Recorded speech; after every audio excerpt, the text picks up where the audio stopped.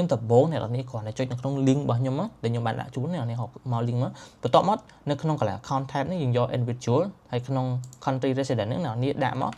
ហើយយើងដាក់ Cambodia ហើយ mail នេះវាយ mail របស់អ្នកខ្ញុំហើយនៅខាងក្រោមនេះគឺជា code OTP អញ្ចឹងអ្នកនេះចុច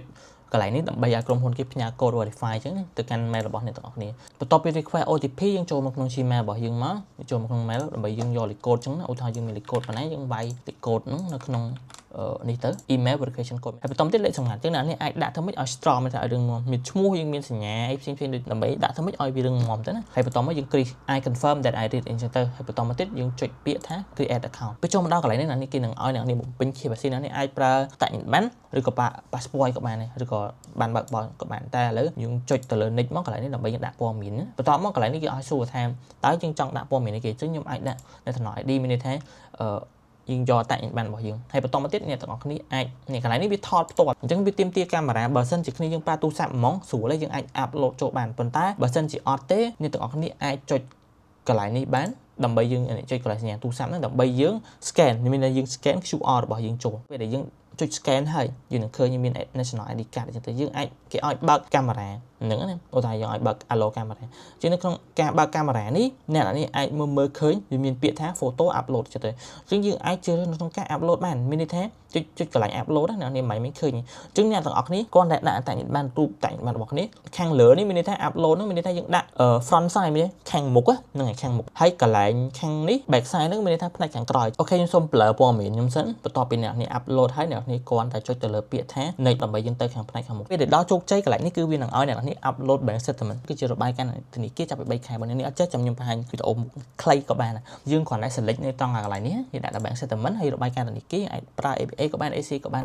នបើអ្នកនេះប្រើ ABA អ្នកនេះគ្រាន់តែចូលទៅក្នុងកម្មវិធីធនាគារ ABA បន្ទាប់មកចូលទៅក្នុងគណនីណាមួយដែលអ្នកនេះប្រើបន្ទាប់មកចុចទៅ line 3នៅផ្នែកខាងស្ដាំអញ្ចឹងបន្តមកយើងយក3ខែចុងក្រោយហើយចុចទៅលើពាក្យថាទាញយកបន្តមកអ្នកនេះគ្រាន់តែចុចពាក្យថា save to file ហើយអ្នកនេះមើល file អ្នកនេះដាក់នៅណាអញ្ចឹងក៏ដល់ឥឡូវដាក់ iCloud អ្នកនេះគ្រាន់តែចុច save ទៅបានបន្តមកចុចទៅលើពាក្យ profile resident ហើយចុច file upload មកហើយអ្នកនេះទៅរក file ដែលអ្នកនេះបាន save មកមិញនៅថានៅ iCloud អ្នកនេះគ្រាន់តែ save ហើយ select file មកបន្តចុច next បានដូចគ្នាហើយមកដល់កន្លែងនេះខ្ញុំសូម blur ព័ត៌មានមួយចំនួនឧទាហរណ៍ថាសំខាន់ព័ត៌មានសំខាន់គ្រាន់តែយើងផ្សេងៗអ្នកនេះគ្រាន់តែទៀងទាត់ទៅតែសំខាន់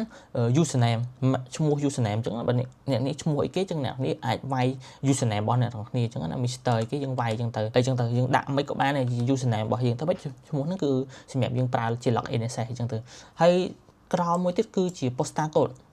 ហ្នឹងបើអ្នកនេះអត់ដឹងឧទាហរណ៍អ្នកនេះនៅណាឧទាហរណ៍អ្នកនេះនៅភ្នំពេញថ្មីអញ្ចឹងនៅភ្នំពេញថ្មីអញ្ចឹងអ្នកនេះគ្រាន់តែ search ពាក្យមកថាភ្នំពេញថ្មី postal code ឬក៏អីមកគឺវានឹង load ឧទាហរណ៍នេះវាមានលេខឬក៏តម្លៃអ្នកនេះគ្រាន់តែយកវាមកដាក់មកឧទាហរណ៍ឥឡូវខ្ញុំយកមកដាក់នៅក្នុងកន្លែង postal code ហ្នឹងនេះបន្តមកទៀតគឺលេខទូរស័ព្ទដូចគ្នានេះលេខទូរស័ព្ទអញ្ចឹងយើងអាចជ្រើសរើសមកយើងដាក់ Cambodia ហើយលេខទូរស័ព្ទរបស់អ្នកនេះប្រមាណអានេះអាចវាយវាបញ្ចូលទៅអញ្ចឹងពេលដែលបំពេញរួចរាល់អស់យើងគ្រាន់តែចុចទៅលើពាក្យថា submit បន្តមកទៀតវានឹងលុបចេញផ្ទាំងបែបនេះអញ្ចឹងអ្នកនេះកុំភ័យរងចាំឲ្យក្រុមការងារគេ verify ឲ្យទៅគឺបានហើយបើអ្នកនេះអត់ទាន់ឃើញ verify ទៀតអាច inbox មកខ្ញុំបានហើយ personal telegram របស់ខ្ញុំទៅហើយដើម្បីគេ set rebate ឲ្យអ្នកនរគ្នាអញ្ចឹងណាគឺដឹងឲ្យបានហើយមួយ lot $10ពេលដែល account អ្នកនេះបង្កើតរួចរាល់គឺវានឹងឡើង load ពាក្យ verify អីនេះវា load ពាក្យថា welcome back អញ្ចឹងអ្នកនេះអាចចុច 3នេះឆ្វេងបន្ទាប់មកចុចទៅលើពាក្យថា become client បន្តមកទៀតវានឹង load តំណបែបនេះអ្នកនរគ្នាអាចឆែកមើលបើអត់ឃើញទេអ្នកនេះ refresh មកនេ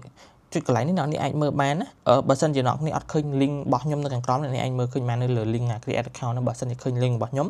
ំអត់អីទេតែបើសិនជាអត់ឃើញទេអ្នកនេះអាចផា link ពេលដែលយើងចុច verify ហ្នឹងទៅពេលយើងបង្កើត account ហ្នឹងចុច link ដើម្បីបង្កើត account បន្តមកចុចទៅលើពាក្យថា create account តែប៉ុណ្្នឹងគឺបានហើយបន្តមកទៀតវាដល់កន្លែងនេះបើអត់ឃើញអីទៀតយើងគ្រាន់តែចុច click here ឬក៏ refresh ទៅដូចគ្នាណាបន្តមកវានឹង load មកផ្ទាំងមួយទៀតអញ្ចឹងគឺផ្ទាំងនេះអ្នកនេះអាចចុចទៅលើពាក្យថា create account អញ្ចឹងក្នុងការ create account អ្នកទាំងនេះ complete រើសប្រភេទនេះ LMS 1100មានន័យថាពេលអ្នកនេះទៅយើងបាន rebate ឬក៏លុយត្រឡប់មកវិញបើអ្នកនរគ្នាអត់បានរើស LMS 1100ទេអត់បាន rebate $10មកវិញទេអញ្ចឹងអ្នកនរគ្នាអាចប្រើ MD5 ទាំង account send ទាំង account dollar ក៏បានអានេះ account dollar អានេះ account send នៅខាងក្រោមនេះអានេះឈ្មោះ account អានេះចង់ដាក់អីអានេះវាយទៅហើយ deposit នេះអ្នកនេះដាក់0ក៏បានយើងអត់ទាន់ដាក់ deposit ក៏បានបើអ្នកនេះអត់ទាន់បាន deposit លុយចូលហើយចាំយើង internal transfer វិញក៏បានអញ្ចឹងគ្រាន់តែបង្កើតទៅហើយចុចទៅលើពាក្យថា create account ទៅគឺបានហើយដូចខ្ញុំនិយាយត្រែនេះខ្ញុំមិនមែនជា financial advisor ទេប៉ុន្តែខ្ញុំអាច recommend អ្នកនរគ្នាទៅលើ broker ឬក